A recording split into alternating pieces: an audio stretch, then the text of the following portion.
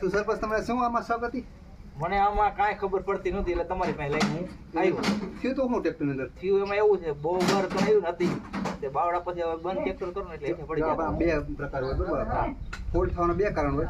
એક તો પેલો સેફ્ટી વાલ ચોટી ગયો હોય તોય તમારે પણ ઈ તો તમે કહો ઉપર ઊંચા તો થાય હાલે ખેતીમાં હાલે. પણ હાથી હેઠું પડી જાય. બંધ કરો ને હેઠું ઉતરી જાય. હવે આપણો શક શેમાં છે કે આમાં રેમ સિલિન્ડર આવે ને એની રબર તૂટી ગઈ હોય ને ઓવરલોડના કારણે ઈ એટલે હવે આ ખોલીને આપણે ચેક કરી લઈએ. આ ખોલી જ નહીં ખત બોલ.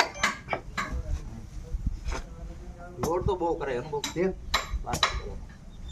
મેં ભાઈ બધી હવે આ નહીં થાય ઠીક આની અંદર આવે પાછું હા પિસ્ટન આવે. આ ઉપર ઈ લાઇન્ડર હા એ રેમ સિલિન્ડર કહેવાય છે.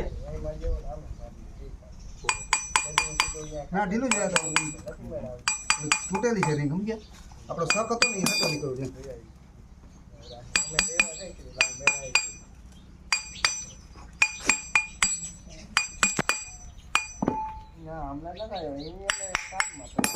ભાઈ 2 મિનિટ બંધ કરો.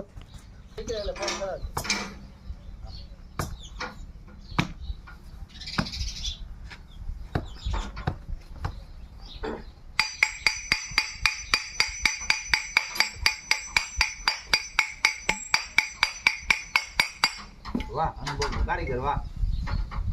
લઈ જઈએ ભાઈ નજીક લઈ લીધો. આપણે આમાં શક હતો કે રિંગ તૂટી હોય. હા જો આ રિંગ દેખાય તૂટી ગઈ સાચું તમારું. હા નજીક લઈને જોઈ લ્યો. આના કારણે હેઠું ઉતરી જતું. અને આનું નામ જ કારીગર કહેવાય. બંધ ટ્રેક્ટરમાં કહી દીધું હતું તમારે રીંગો ગઈ હોય લઈને આવતા રહ્યો.